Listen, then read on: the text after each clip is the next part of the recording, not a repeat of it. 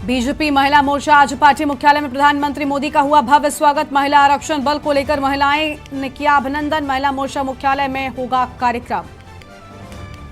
महिला आरक्षण बिल संसद के दोनों सदनों में पास। राष्ट्रपति की मंजूरी के बाद बनेगा कानून। घंटों चर्चा के बाद हुआ फैसला। महिला सांसदों ने प्रधानमंत्री मोदी के साथ मनाया जश्न। झारखंड में राज्य के 13,000 डॉक्टर आज से अनिश्चितकालीन कार्य बहिष्कार पर। इमरजेंसी सेवाएं रहेंगी बंद। जमशेदपुर में डॉक्टर के साथ मारपीट की घटना का विरोध।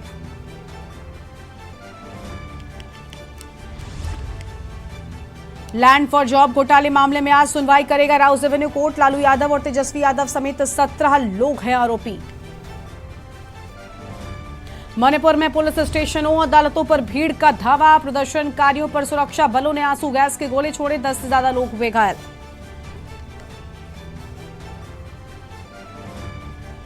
छत्तीसगढ़ समेत कई राज्यों में आज होगी भारी बारिश। दिल्ली में भी खराब रहेगा मौसम। मौसम विभाग ने जताई बिजली गिरने की संभावना। आप देख रहे हैं के न्यूज, खबरों का सारथी। नमस्कार, लाइव न्यूज में आप सभी का स्वागत है। मैं हूं आपके साथ गरिमा वाजपेयी। बड़ी जानकारी से बुलेटिन की करते हैं शुरुआत। दिल्ली से अहम खबर आपको हम बता दें, महिला आरक्षण बिल को लेकर प्रधानमंत्री का अभिनंदन अदा किया गया है। भाजपा महिला मोर्चा की तरफ से अभिनंदन कार्यक्रम। बीजेपी के केंद्रीय कार्यालय विस्तार में पहुंच रही महिलाएं और जगह जगह पर प्रधानमंत्री नरेंद्र मोदी की तस्वीरें लगी हैं। भव्य स्वागत हुआ है। धन्यवाद कर महिलाओं ने उनका शुक्रिया अदा किया है। महिलाओं को लोकसभा विधानसभा में 33% आरक्षण मिलेगा और सीधी तस्वीरें आपके टीवी स्क्रीन पर आपको हम दिखा रहे हैं।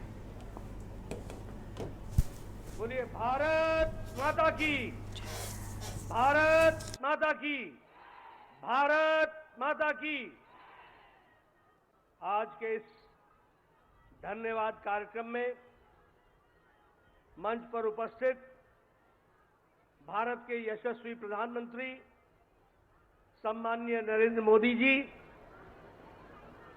हमारे मंच पर विराजमान हमारी मातृशक्ति, भारत सरकार में मंत्री रहे ऐसे हमारे आदरणीय नेतृत्व, हमारे पार्टी के उपाध्यक्ष और महिला मोर्चा की अध्यक्षा, और यहां इतनी बड़ी संख्या में हर्षोल्लास से ओतप्रोत हमारी मातृशक्ति जो आज अपने आदरणीय प्रधानमंत्री जी को धन्यवाद देने के लिए यहां पर एकत्र आई हैं।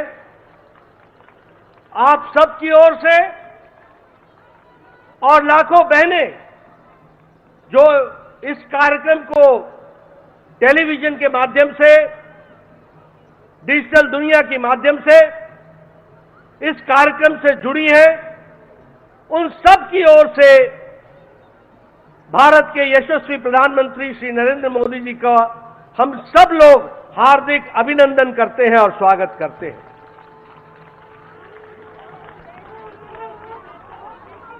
यह हम सब के लिए बहुत ही ऐतिहासिक घड़ी है जो इतिहास में आगे चल करके दर्ज होगी और लंबे समय तक याद किया जाएगा। ऐसे घड़ी का, ऐसे क्षण का हम उसके चश्मदीद गवाह हो, यह हम सबका सौभाग्य है। यह ऐतिहासिक घड़ी, यह भावनाओं से भरी हुई घड़ी, यह भावुक कर देने वाली घड़ी जिसका हम सब लोगों को लंबे समय से इंतजार था, वह संभव हो पाया तो दूरदृष्टि, अटूट निश्चय और पक्के इरादे के साथ प्रधानमंत्री मोदी जी ने ये नारी शक्ति वंदन विधेयक को समय पर ला करके जो पारित कराया है, इसके लिए भी हम उनका हार्दिक अभिनंदन करते हैं, स्वागत करते हैं।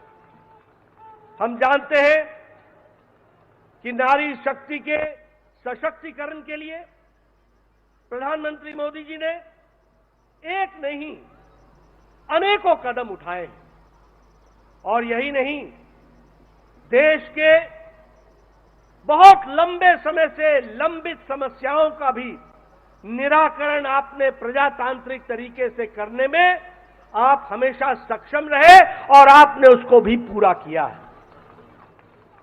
अगर हम याद करें तो जो हम 52, 53, 54 में धारा 370 की बात करते थे, ये आपका अटूट निश्चय, आपकी दूरदृष्टि और आपकी इच्छा शक्ति का परिणाम है कि धारा 370 समाप्त हुआ और जम्मू कश्मीर भारत का अभिन्न अंग के दृष्टि से स्थापित भी हुआ। ये हम सब लोगों ने देखा।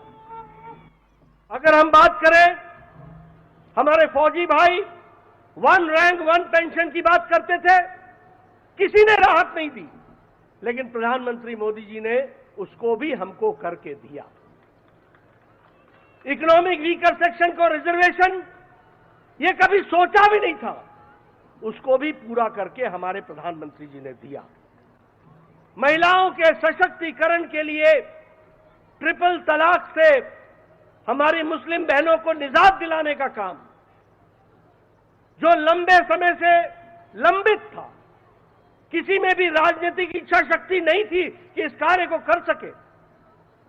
हमारे विरोधी दल वोट बैंक की पॉलिटिक्स करते थे, अपीजमेंट की पॉलिटिक्स करते थे, तुष्टीकरण की पॉलिटिक्स करते थे, लेकिन आपने हमारी मुस्लिम बहनों को 3 तलाक से निजात दिला करके उनको भी आपने आजाद किया, ये हम सब लोग जानते हैं। भारतीय जनता पार्टी आपके नेतृत्व में महिलाओं को पहले से ही अपना पूरा प्रतिनिधित्व देने के लिए कटिबद्ध रही है। यह भारतीय जनता पार्टी अकेली पार्टी है जिसने 33% आरक्षण केंद्र स्तर के समिति से लेकर के बूथ स्तर के समिति तक महिलाओं को आरक्षण देने में अकेली और पहली पार्टी है। यह भी हमको ध्यान में रखना चाहिए। आपने महिलाओं के सशक्तिकरण के लिए बहुत से कार्यक्रम चलाए। मैं 1-2 कार्यक्रम का जिक्र करूंगा। स्वच्छ भारत अभियान, जिसमें 12 करोड़ बहनों को आपने इज्जत घर दे करके, जो उनका इज्जत और उनकी जीवन के डिग्निटी से इज्जत के साथ जीने का जो रास्ता आपने दिखाया, जिसके लिए यूनिसेफ ने भी आपको गेम चेंजर के दृष्टि से कहा कि यह गेम चेंजर साबित हुआ है। उसी तरीके से वर्ल्ड हेल्थ ऑर्गेनाइजेशन ने यह कहा कि हर साल इस कारण से कम 3 लाख बच्चों की जानें बच रही हैं। इसको भी हम सब लोगों को ध्यान में रखना चाहिए। अगर प्रधानमंत्री आवास योजना की बात करें तो 69% मलकियत प्रधानमंत्री आवास योजना की ग्रामीण में महिलाओं को मिली है। यह महिलाओं का सशक्तिकरण हुआ है। और जल जीवन मिशन में हमारे नोबेल लॉरिएट माइकल क्रमर कहते हैं कि यह लगभग 1.5 लाख लोगों को जीवन दान देने वाला यह कार्यक्रम चल रहा है। इसको भी कहा गया है। और वर्ल्ड हेल्थ ऑर्गेनाइजेशन ने कहा कि डायरिया से 4 लाख बच्चों की जीवन की लीला बची है। इसको भी हमको ध्यान में रखना चाहिए। और कल का ऐतिहासिक दिन, नई संसद भवन में गणेश उत्सव पर पहले लोकसभा से निर्विघ्न वह प्रस्ताव पारित हुआ और संविधान का संशोधन हुआ, और कल देर रात राज्यसभा से भी वह पारित होकर के वह एक सच्चाई के रूप में हम सबके सामने आया है। मैं आपके और प्रधानमंत्री जी के बीच में ज्यादा देर न रहता हुआ मैं यही कहूंगा कि एक पर एक ऐतिहासिक घटनाएं आपके नेतृत्व में हो रही हैं।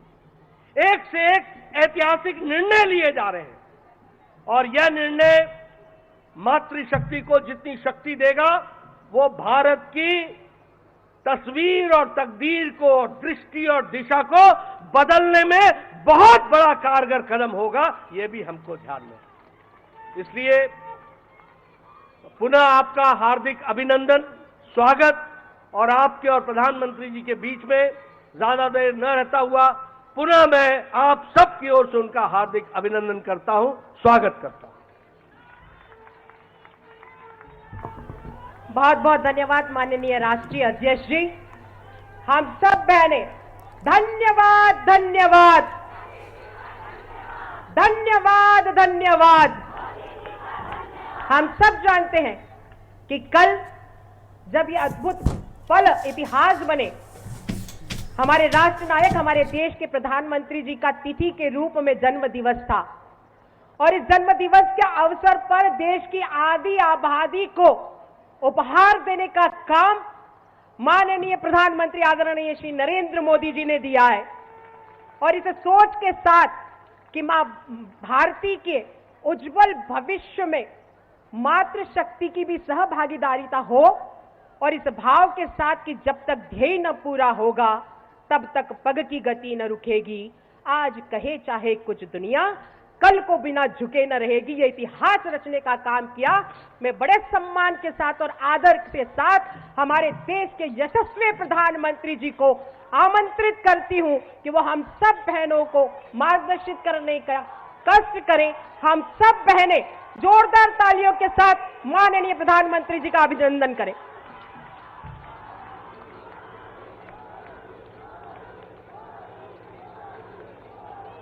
भारत माता की, भारत माता की, भारत माता की। मैं आज देश की हर माता को, हर बहन को, हर बेटी को बहुत बहुत बधाई देता हूं।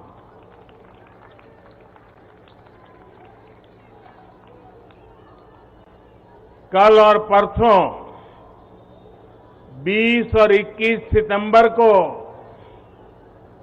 हम सबने एक नया इतिहास बनते देखा है और हम सबका सौभाग्य है कि इतिहास बनाने का अवसर कोटि कोटि जनों ने हमें दिया है। आने वाली अनेकों पीढ़ियों तक इस निर्णय की चर्चा होगी, इस दिवस की चर्चा होगी। मैं पूरे देश को नारी शक्ति वंदन अधिनियम संसद के दोनों सदनों में और भारी बहुमत से और राज्यसभा में तो सर्वसम्मति से पास होने की बहुत बहुत बधाई देता हूं। पार्टी के राष्ट्रीय अध्यक्ष श्री जेपी नड्डा जी, अन्य सभी वरिष्ठ साथी, और आज मैं देश की माताओं बहनों को भी यहां दूर से प्रणाम करता हूं। कभी कभी किसी निर्णय में देश के भाग्य को बदलने की क्षमता होती है और आज हम सभी ऐसे ही एक निर्णय के साक्षी बने हैं। संसद के दोनों सदनों द्वारा नारी शक्ति वंदन अधिनियम रिकॉर्ड मतों से पारित किया जा चुका है। जिस बात को देश को पिछले कई दशकों से इंतजार था, वो सपना अब सच हुआ है। ये पूरे देश के लिए बहुत ही खास समय है। ये भाजपा के हर एक कार्यकर्ता के लिए भी बेहद खास दिन है।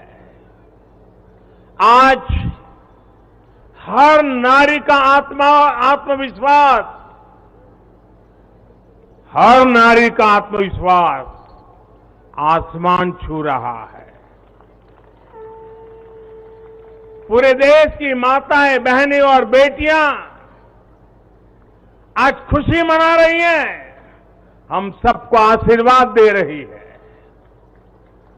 साथियों, कोटि कोटि माताओं बहनों के सपने को पूरा करने का सौभाग्य हमारी भाजपा सरकार को मिला है और इसलिए राष्ट्र को सर्वप्रथम मानकर चलने वाली पार्टी के रूप में, भाजपा कार्यकर्ता के रूप में, मैं एक जिम्मेदार नागरिक के रूप में ये हमारे लिए बहुत बड़ा दिन होने का गर्व अनुभव कर रहे हैं। नारी शक्ति वंदन अधिनियम ये कोई सामान्य कानून नहीं है। ये नए भारत की नई लोकतांत्रिक प्रतिबद्धता का उद्घोष है। ये अमृत काल में सबका प्रयास से विकसित भारत के निर्माण की तरफ बहुत बड़ा, बहुत मजबूत कदम है। महिलाओं का जीवन स्तर सुधारने के लिए, क्वालिटी ऑफ लाइफ बेहतर करने के लिए विमेन लेड डेवलपमेंट का नया युग देश में लाने की जो गारंटी मोदी ने दी थी, ये उसका प्रत्यक्ष प्रमाण है। मेरे देश की हर माता, बहन और बेटी को नारी शक्ति वंदन अधिनियम के लिए मैं फिर से बहुत बहुत बधाई देता हूं। मेरे परिवारजनों, लोकतंत्र में महिलाओं के लिए इस कानून से बीजेपी महिलाओं की भागीदारी से के लिए 3 दशक से प्रयास कर रही थी। यह हमारा कमिटमेंट था और आज हमने उसे पूरा कर दिया है।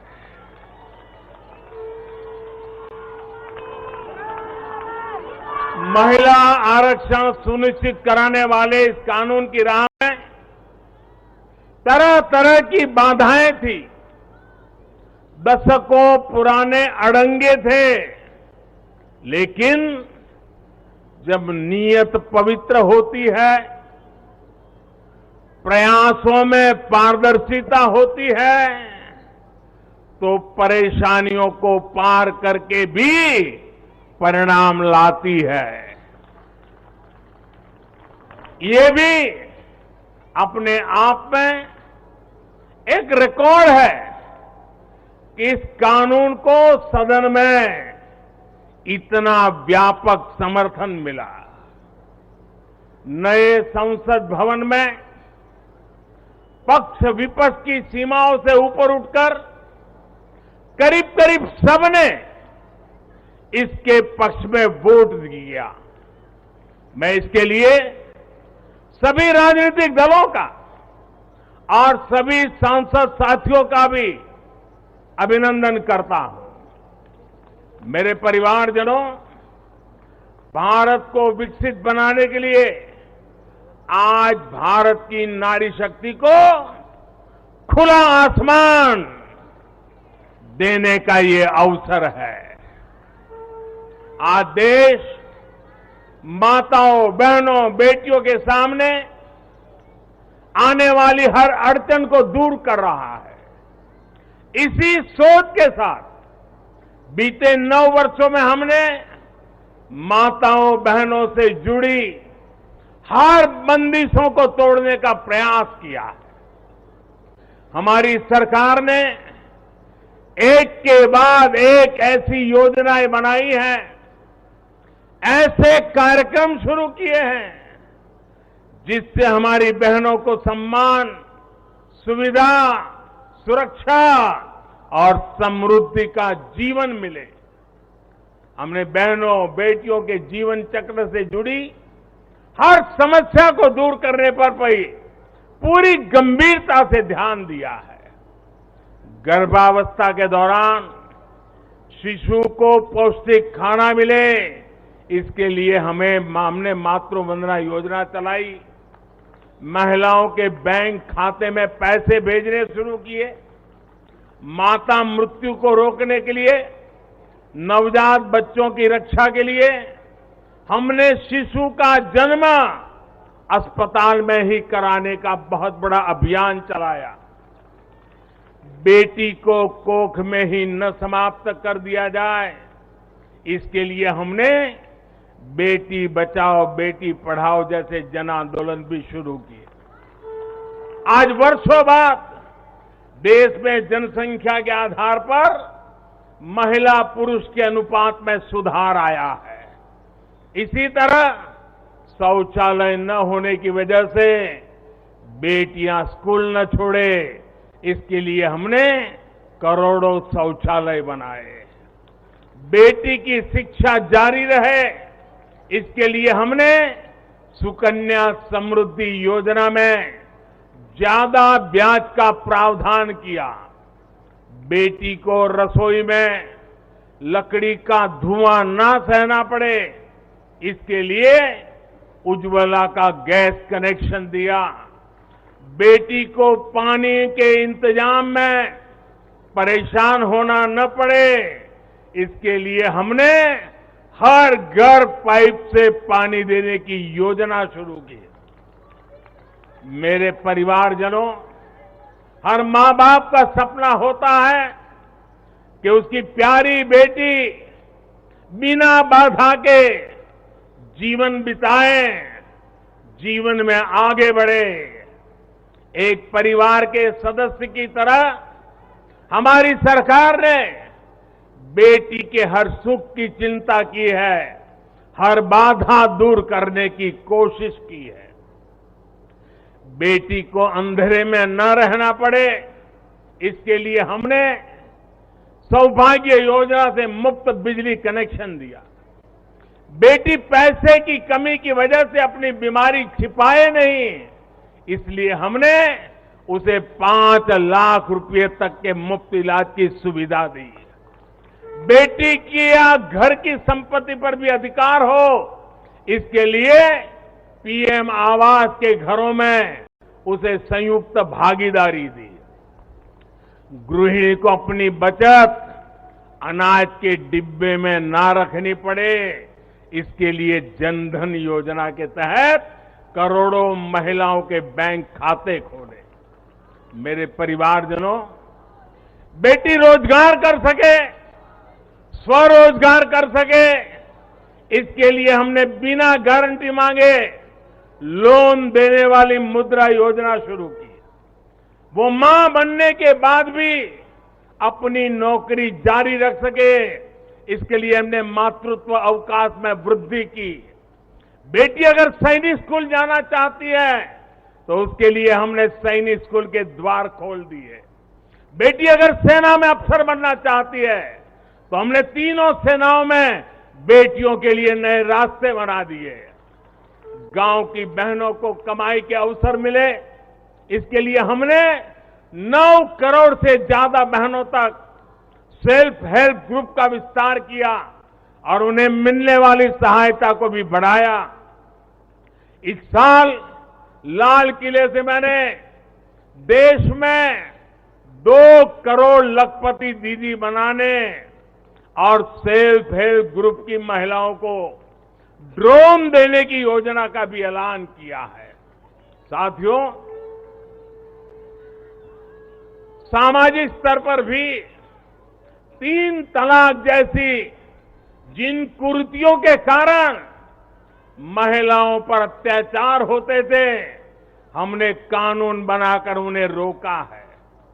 हमारी करोड़ों मुस्लिम बहनों को आज 3 तलाक की अमानवीय प्रथा से सुरक्षा मिली है। वो महिलाएं भी अब अपने अधिकारों के लिए आगे आ रही है। मेरे प्यारे परिवारजन, महिला आरक्षण के लिए इतने दशकों से कोशिश तो हो रही थी, लेकिन मैं आपसे जानना चाहता हूं, 3-3 दशक से बात हो रही थी, नहीं हो पा रहा था। आज ये संभव हुआ है। मैं जरा आपसे पूछना चाहता हूं, ये संभव कैसे हो पाया? ये कैसे संभव हो पाया? ये कैसे संभव हो पाया?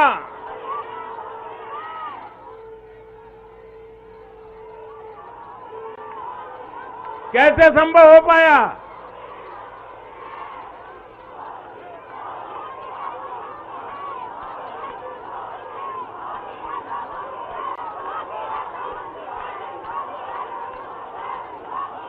अब मैं आपके जवाब को जरा ठीक करता हूं।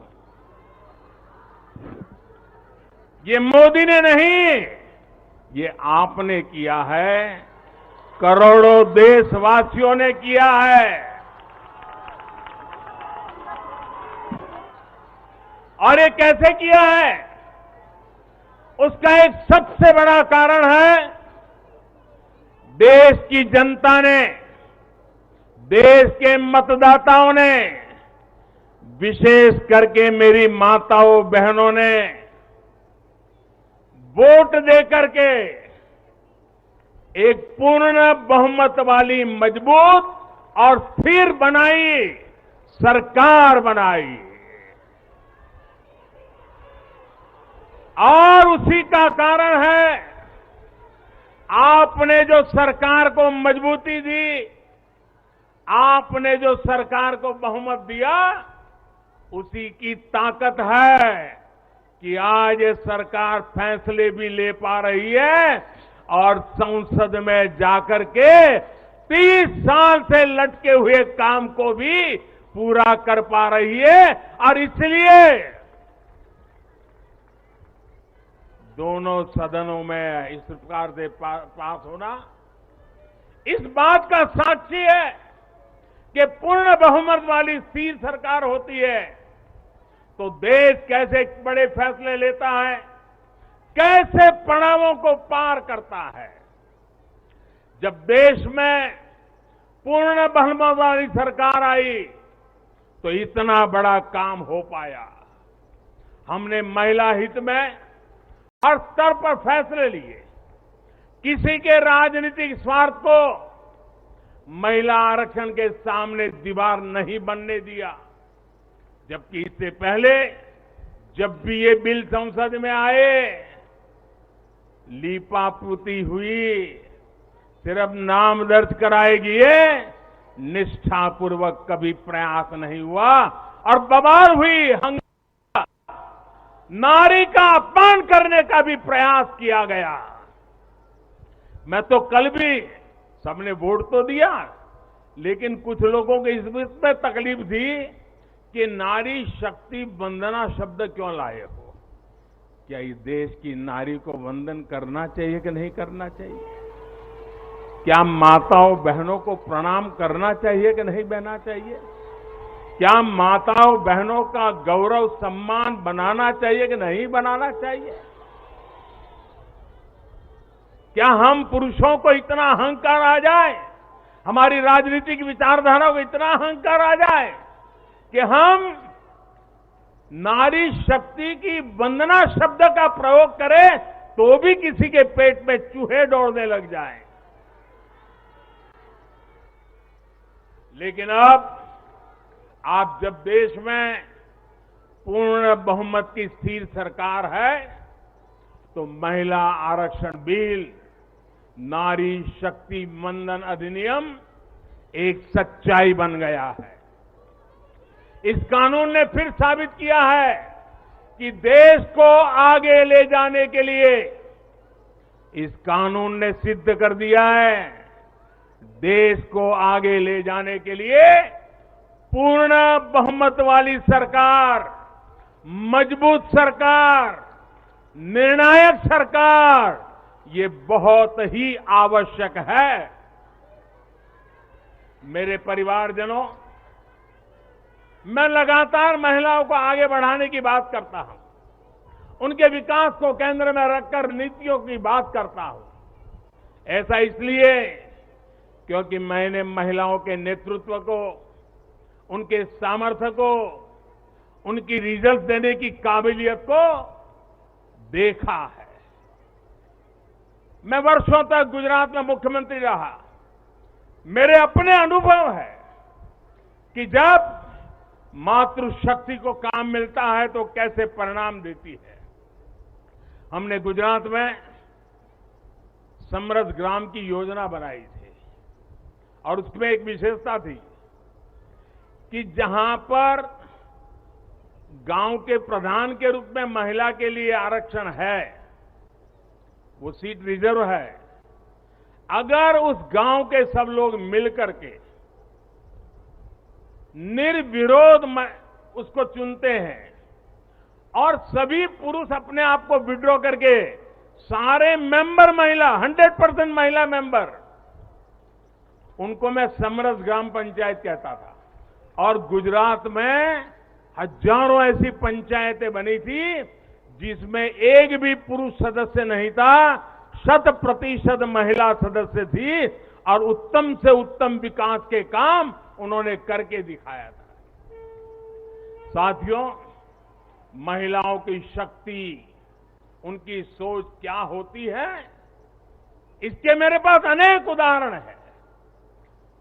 गुजरात में तो मैंने बार बार इस सामर्थ्य को देखा था। मैं नया नया मुख्यमंत्री बना था तो एक गांव की महिलाओं ने मेरा समय मांगा। वो गांव के चुने हुए लोग थे, तो बोले सब महिलाएं मिलना चाहती हैं। तो मैंने कहा भाई मैं नया था, अभी तो मुझे 6 महीने भी नहीं हुए थे। तो मैंने कहा काम क्या है, आप ग्रामीण विकास मंत्रालय को मिलिए, फलाने को मिलिए। नहीं बोले साहब उनका तो आग्रह है, वो आपको मिलना चाहते हैं। वो गांव की माताएं बहनें थी। मैंने कहा अच्छा भाई एक दिन बुला लेना, मैं मिल लूंगा। वो मिलने आई, 8-10 महिलाएं थी और उसमें सबसे ज्यादा पढ़ी लिखी जो बहन थी वो शायद 7वीं 8वीं कक्षा तक पढ़ी लिखी।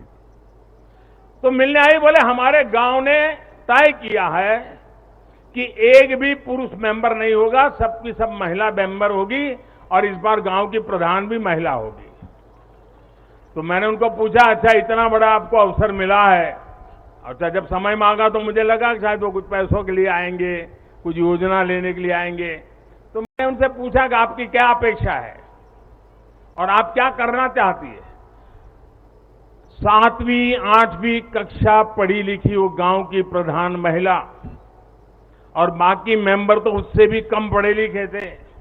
वो 8-10 बहनें आई थी, गांव की बहनें थी। पहली बार गांधीनगर देखा था। उन्होंने मुझे जो जवाब दिया, मैं समझता हूं सार्वजनिक जीवन में काम करने वाले हम सबके लिए प्रेरणा है। उस बहन ने मुझे कहा कि मेरी एक इच्छा है, हमें 5 साल मिले हैं, हम 5 साल में ऐसा कुछ करना चाहते हैं कि हमारे गांव में एक भी व्यक्ति गरीब न रहे। आप कल्पना कर सकते हैं क्या दृष्टिकोण होगा उनका। और सच में ट्रांसफॉर्मेशन का कहां आधार होता है ये उनको मालूम था। ये सामर्थ्य और सोच हमारी माताओं बहनों के गांव में बैठी बहनों को भी होता है। साथियों, महिलाओं में सकारात्मक बदलाव की प्रवृत्ति और संसाधनों के बेहतर से बेहतर इस्तेमाल की दूरदर्शिता हमें हर जगह पे मिलती है। परिवार में तो डगर डगर पे नजर आता है। अभी कुछ दिन पहले मैं मध्य प्रदेश गया था, तो वहां शहडोल के पास एक आदिवासी गांव में गया तो सभी आदिवासी बहनों को बुलाया था, लेकिन विशेषता ये थी कि उसमें 100 से ज्यादा लखपति दीदी आई थी, आदिवासी बेटियां, लखपति दीदी। तो मैंने उनसे संवाद किया। एक बहन ने जो मुझे बताया वो वाकई हम सोच सकते हैं कि उनका सामर्थ्य कितना है। वो आदिवासी बेटी जो कहती है मैं लखपति दीदी हूं, मैं आज विमेन सेल्फ हेल्प ग्रुप के द्वारा ये काम करके इतना इतना कमाती हूं। तो मैंने पूछा, इतना पैसा कमाने लगी तो करती क्या हो? एक आदिवासी महिला मुझे कह रही है, ये दिल्ली की महिलाओं के लिए भी आश्चर्य होगा। वो कहती है कि मेरे पति साइकिल पे जाते थे काम करने के लिए, रोजगार ढूंढने के लिए साइकिल पे जाते थे। मैं लखपति दीदी बन गई तो मैं उनके लिए स्कूटी ले आई। देखिए आत्मविश्वास। वो कह रही है मैं मेरे पति के लिए स्कूटी ले आई। फिर बोले मुझे पता चला कि मुझे बैंक से लोन मिल सकती है, तो मैंने सोचा कि मैं लोन से ट्रैक्टर ले लूं। बोले मैंने लोन से ट्रैक्टर लिया और मेरे पति को स्कूटी लेकर के मैंने उनको बदले में ट्रैक्टर दे दिया। और मेरे पति ट्रैक्टर लेकर के अगल बगल के गांव में खेती के लिए, लोगों की सेवा के लिए जाते हैं और कमाई करते हैं। और बोले अब तो मेरी स्थिति है कि मैं कुछ ही महीनों में वो ट्रैक्टर की लोन भी वापस कर दूंगी। यानी एक मेरी आदिवासी बहन लखपति दीदी की क्या विजन होता है, कल्पना होती है। अभी 1-2 महीने पहले मैं उनसे बात करके आया। साथियों मुझे कहना यही है कि नारी शक्ति वंदन अधिनियम देश के भाग्य को बदलने का काम करेगा। और उसके पीछे मेरा जो ये अनुभव है, इसके कारण मेरा विश्वास अनेक गुना बढ़ गया है। नारी जब कोई भी जिम्मेदारी संभालती है तो उस संकल्प को सिद्ध तक ले जाने के लिए वो जी जान से जुट जाती है। इस कानून का सबसे बड़ा लाभ ये होगा कि ये कानून देश की नारी शक्ति में बहुत बड़ा विश्वास पैदा करेगा। देश के लिए काम करने का जज्बा, भारत को आगे बढ़ाने की जो शक्ति है वो कई गुना बढ़ जाएगी। आप गुजरात के डेयरी उद्योग को मैं भली बात ही जानता हूं। ये अमूल वगैरह इतने बड़े बड़े नाम सुनते हैं ना, उसके मूल में सभी महिलाएं हैं जो पशुपालन का काम करती है, दूध के व्यापार का काम करती है। और आज डेयरी को अरबों खरबों का व्यापार उन्होंने बना दिया है। हम लोग लिज्जत पापड़ जानते हैं, आदिवासी महिलाओं ने शुरू किया हुआ प्रकल्प आज मल्टीनेशनल कंपनियों को टक्कर मारने वाला लिज्जत पापड़, ये हमारी नारी शक्ति का परिचय देता है। ऐसा हर राज्य में आपको मिलेगा। उनका ये जो कौशल है, सामर्थ्य है, जो भगवान ने उनको नैसर्गिक गुण दिया हुआ है, वे कभी भी खराब क्वालिटी को स्वीकार नहीं करते हैं। हो सके उतना अच्छा करना, अच्छे ढंग से करना, ये सामर्थ्य होता है। और ये शक्ति जब राष्ट्र निर्माण में सक्रिय होती है तब राष्ट्र कितना आगे बढ़ सकता है, इसका हम अंदाज लगा सकते हैं। महिलाओं के इसी कौशल का, उनकी लीडरशिप का उपयोग अब आने वाले दिनों में देश को होने वाला है। हमारी संसद में भी नारी शक्ति का महत्व दिखा है। सारे दलों को इस बिल का समर्थन करना पड़ा है। आप मान लीजिए यही लोग हैं जो पहले बिल फाड़ा करते थे, आज उनको बिल को समर्थन करना क्यों पड़ा?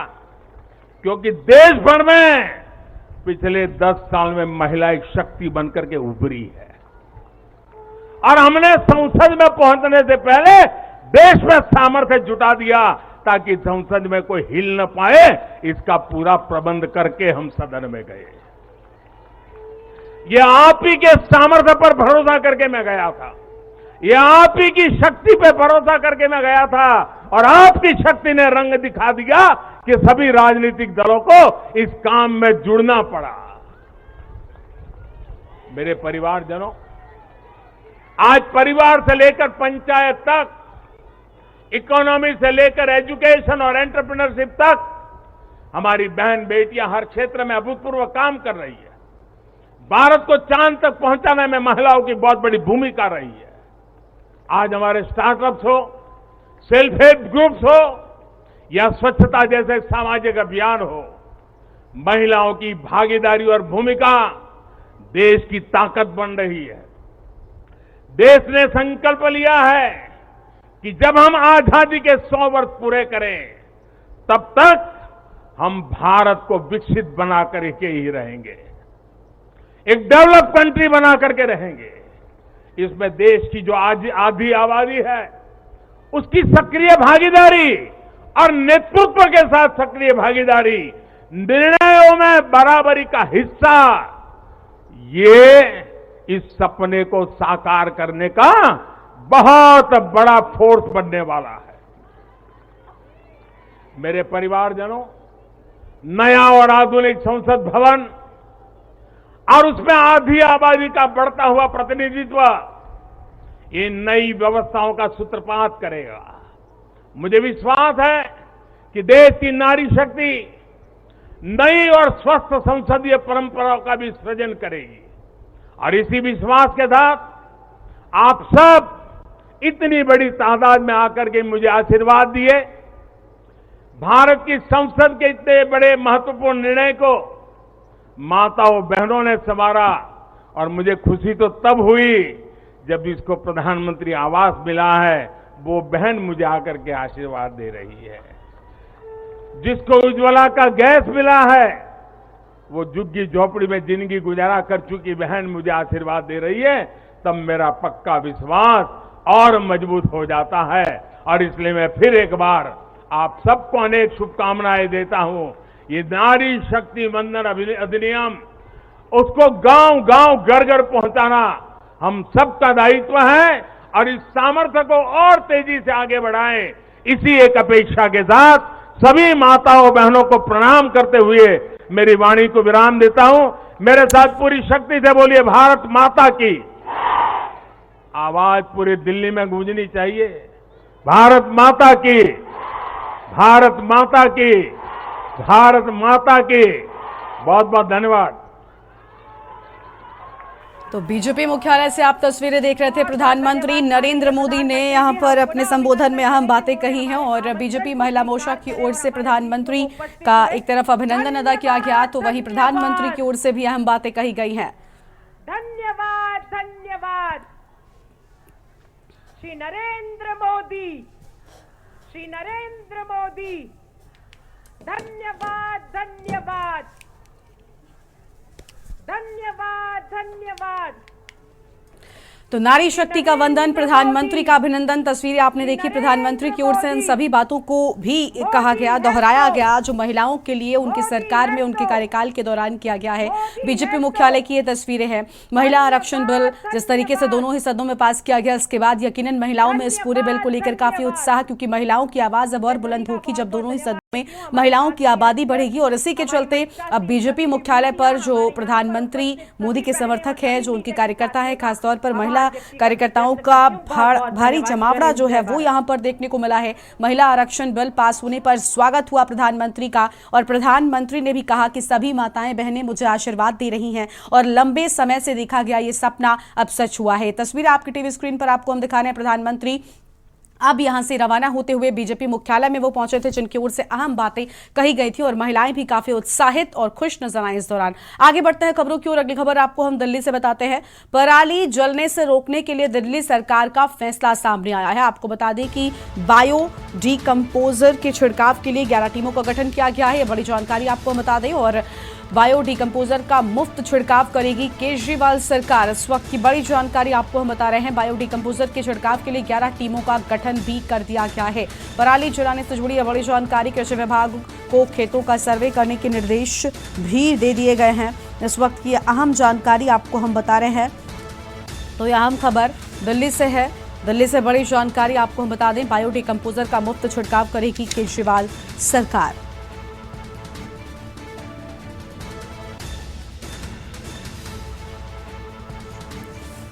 अहम खबर आपको हम बता दें, कृषि विभाग को खेतों का सर्वे करने के निर्देश दिए गए हैं। ये अहम जानकारी आपको हम बता रहे हैं। दिल्ली से खबर, पराली जलने से रोकने के लिए दिल्ली सरकार का फैसला सामने आया और अहम जानकारी, बायो डिकम्पोजर का मुफ्त छिड़काव करेगी केजरीवाल सरकार। तो मुफ्त छिड़काव करेगी, अहम खबर आपको हम बता दें। कृषि विभाग को खेतों का सर्वे करने के निर्देश भी दे दिए गए हैं। और आगे बढ़ते हैं खबरों की ओर। अगली खबर आपको हम बताते हैं दिल्ली से। कांग्रेस नेता राहुल गांधी की प्रेस वार्ता आज प्रेस वार्ता करेंगे दोपहर 12 बजे, यानी अब से थोड़ी ही देर में राहुल गांधी की प्रेस वार्ता होगी। कांग्रेस मुख्यालय में पीसी करेंगे राहुल गांधी, ये बड़ी जानकारी आपको बता रहे हैं। थोड़ी देर में राहुल गांधी भी प्रेस वार्ता करेंगे। अहम खबर आपको हम बता दें, और राहुल गांधी आज प्रेस वार्ता करेंगे, यह अहम खबर आपको हम बता रहे हैं। थोड़ी ही देर में राहुल गांधी की प्रेस वार्ता होगी।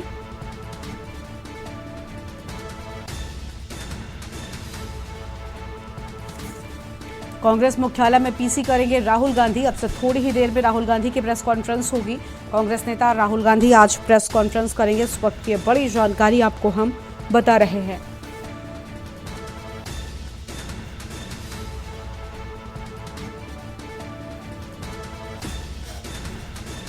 दोपहर 12 बजे राहुल गांधी की प्रेस कॉन्फ्रेंस, कांग्रेस मुख्यालय में पीसी करेंगे राहुल गांधी। इस वक्त की बड़ी जानकारी आपको हम बता दें।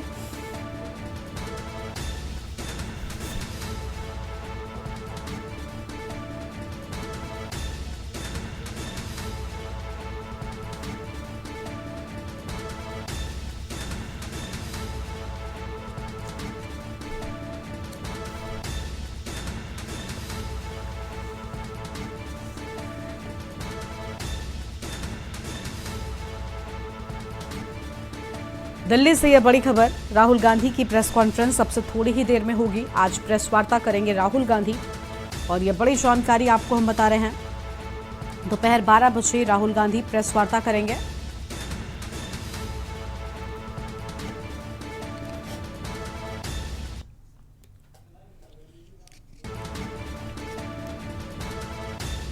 तो दिल्ली से बड़ी जानकारी आपको हम बता दें, जहां पर राहुल गांधी आज प्रेस वार्ता करेंगे।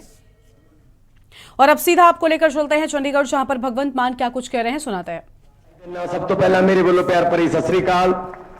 और उन्होंने ਜਿਹੜੇ ਮਾਪੇ ਆਏ ਹੋਏ ਨੇ, ਰਿਸ਼ਤੇਦਾਰ ਆਏ ਹੋਏ ਨੇ, ਉਹਨਾਂ ਨੂੰ ਵੀ ਮੇਰੇ ਵੱਲੋਂ ਬਹੁਤ ਬਹੁਤ ਮੁਬਾਰਕਬਾਦ। ਇਹ ਦਿਨ ਉਡੀਕਦਿਆਂ ਬਹੁਤ ਸਾਲ ਲੰਘੇ ਸੀ। ਇਹ ਮੈਂ ਕਹੂੰਗਾ ਪਾਸਿੰਗ ਆਊਟ ਪਰੇਡ ਨਹੀਂ, ਇਹ ਇੱਕ ਉਮੀਦ ਦੀ ਪਰੇਡ ਸੀ, ਹੋਪ। क्योंकि मैं गल कर रहा सी सीनियर ऑफिसर्स नाल, वो खुद भी ये कह रहे सी कि इस तरह के फंक्शन या इस तरह के पासिंग आउट परेड सानू खुद नू देखिया नू बहुत टाइम हो गया। असी खुद भुल गए कि लास्ट टाइम असी कदों देखी सी इस तरह की परेड।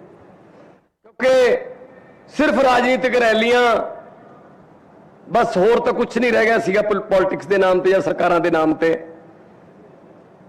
हुण असल च रंगले पंजाब के रंग जिहड़े ने आ सामने खड़े ने। हुण इस तरह के फंक्शन हो रहे ने, चाहे वो बिजनेस समिट होण, भावें वो टूरिस्ट समिट होण, भावें वो नियुक्ति पत्र वंड समारोह होण। ये जरूरी सी, बहुत जरूरी सी, क्योंकि पहला पेपर ले जाते सी, फीस भरा ली जाती सी, पेपर नहीं होंदे सी, एग्जाम नहीं होंदे सी, एग्जाम होंदे सी, रिजल्ट नहीं आता सी, सिलेक्ट हो जाते सी, ट्रेनिंग नहीं होंदी सी, ट्रेनिंग हो जाती सी, अपॉइंटमेंट नहीं मिलती सी। तो किते ना किते कोई ना कोई अड़िक्का पिया रहिंदा सी उम्मीदां ते। पर अज दी जिहड़ी उम्मीद वाली परेड है, इहदे विच हुण कोई अड़िक्का नहीं। तुसीं, मैनूं बड़ा अच्छा लग्या तुहाडा जिहड़ा सिंक्रोनाइजेशन देख के, किस तरह तुसीं ट्रेनिंग कीती। और मैं तुहाडे जिहड़े ट्रेनर्स ने, मैं उन्हां नूं भी बधाई। और आगे बढ़ेंगे खबरों की ओर। अगली खबर आपको हम बताते हैं, आम जानकारी आपको हम बताते हैं, जहां पर लखनऊ से खबर है। हारी हुई लोकसभा सीटों को लेकर बीजेपी की बैठक, राष्ट्रीय महामंत्री सुनील बंसल आज बैठक करेंगे और इन सीटों पर नियुक्त प्रभारियों संयोजकों की बैठक होगी। भूपेंद्र चौधरी, महामंत्री संगठन धर्मपाल सिंह मौजूद रहेंगे। रायबरेली, अंबेडकर नगर, लालगंज सीटों को लेकर मंथन होगा। लोकसभा विस्तारक और तमाम पदाधिकारी मौजूद रहेंगे। और घोसी में हुई हार के बाद बीजेपी पूर्वांचल में सक्रिय।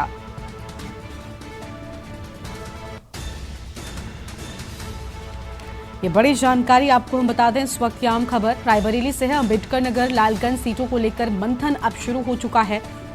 यह अहम खबर लखनऊ से हारी हुई सीटों को लेकर बीजेपी अब और ज्यादा अलर्ट हो गई है। लोकसभा विस्तारक और तमाम पदाधिकारी मौजूद रहेंगे, यह अहम जानकारी आपको बता रहे हैं। और घोसी में हुई हार के बाद बीजेपी पूर्वांचल में पूरी तरीके से सक्रिय हो चुकी है। अरमान आसिफ हमारे साथ, हमारे संवाददाता लखनऊ से जुड़ चुके हैं। अरमान, हारी हुई सीटों को लेकर अब बीजेपी की बैठकें शुरू हो चुकी है। चुनाव जैसे जैसे नजदीक आ रहा है वैसे वैसे ही बीजेपी हर एक सीट को मजबूती से जीतने के लिए नई रणनीति बना रही है, समीकरणों पर विचार विमर्श कर रही है। क्या लग रहा है कि किस तरीके से ये बैठकें जो हो रही हैं खासतौर पर पूर्वांचल को लेकर कितना असरदार होंगी?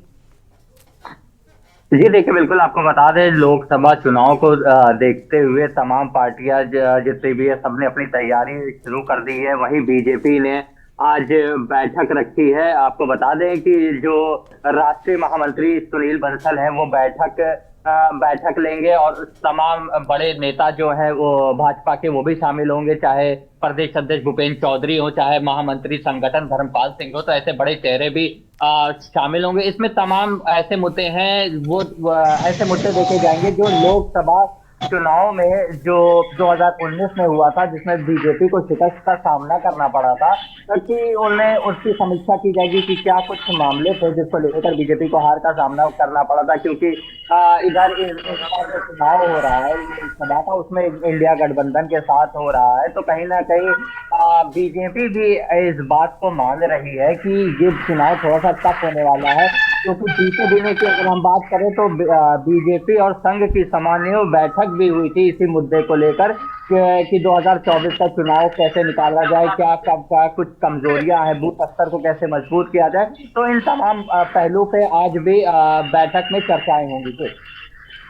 बिल्कुल, साफ तौर पर देखिए हारी हुई सीटों को लेकर बीजेपी एक्टिव हो चुकी है। और देखिए अगर अरमान बात करें तो बीजेपी कोई भी जोड़ तोड़कर सीटों को या क्षेत्रों को मजबूत करने में कोई कसर नहीं छोड़ती है। पूर्वांचल की बात करें तो कई नए लोग हैं जो बीजेपी का दामन थाम चुके हैं पूर्वांचल में मजबूती के लिए, लेकिन उसका असर नहीं हुआ। ओम प्रकाश राजभर का नाम भी काफी सामने आ रहा था इन सब चीजों को लेकर कि उनकी जो मौजूदगी है वो काफी कुछ बदलाव लाएगी, लेकिन ऐसा नहीं हुआ। क्या आप कोई बड़े बदलाव हो सकते हैं रणनीति के लिहाज से बीजेपी में? जी देखिए, बिल्कुल आपको बता दें, यही साफ ये साफ कर दें कि जो कई मंत्री थे जो दूसरी पार्टी का दामन, भाजपा का दामन थामे थे, क्योंकि ओम प्रकाश राजभर की बात हो रही है, तो आपको बता दें कि घोसी उपचुनाव में एक कहीं ना कहीं भाजपा की तरफ से बड़ा चेहरा भी ओम प्रकाश राजभर रहे हैं, लेकिन उसका फायदा भाजपा को नहीं दिला पाए हैं।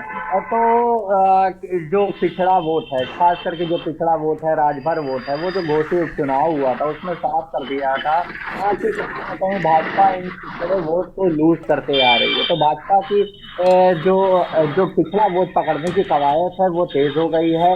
जो सामान्य बैठक हुई थी संघ और भाजपा की, बिल्कुल साफ तौर पर देखिए बीजेपी ने रणनीति शुरू करती है और कितना बदलाव, क्या कुछ होता है ये वक्त के साथ सामने आएगा। शुक्रिया आपका अरमान, हमारे साथ जुड़ने के लिए, हम जानकारी दर्शकों तक पहुंचाने के लिए। लोकसभा विस्तारक और तमाम पदाधिकारी मौजूद रहेंगे और पूर्वांचल को लेकर बीजेपी की ओर से बड़ी बैठकों का सिलसिला शुरू हो चुका है।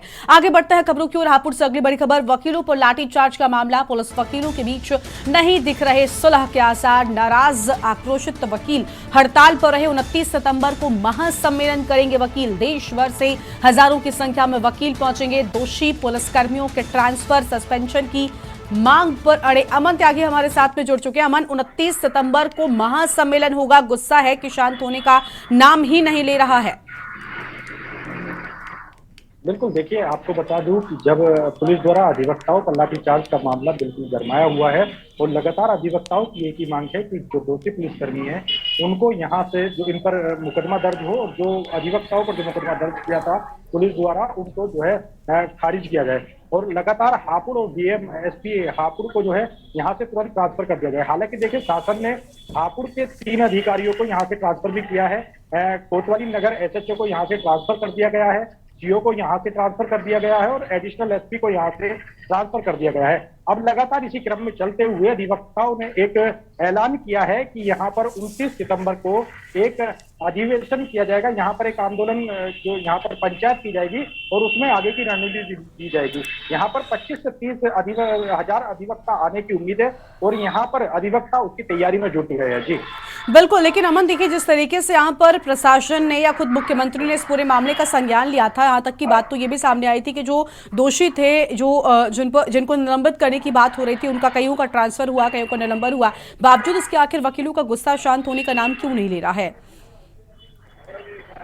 बिल्कुल गरिमा, देखिए मैं बता दूं आपको कि यहाँ कुछ दिन पूर्व यूपी बार एसोसिएशन के उपाध्यक्ष द्वारा एक लेटर जारी किया गया जिसमें अधिवक्ताओं से यह अनुरोध किया गया कि वो अपने कार्य पर वापस लौट जाएं, लेकिन अधिवक्ताओं ने उस चीज को नहीं मानते हुए कहीं ना कहीं अधिवक्ताओं में काफी रोष है। उनका यही कहना है जब तक सरकार हमें लिखित में इसका ठोस एविडेंस नहीं दे देती तब तक वो कार्य पर वापस नहीं लौटेंगे।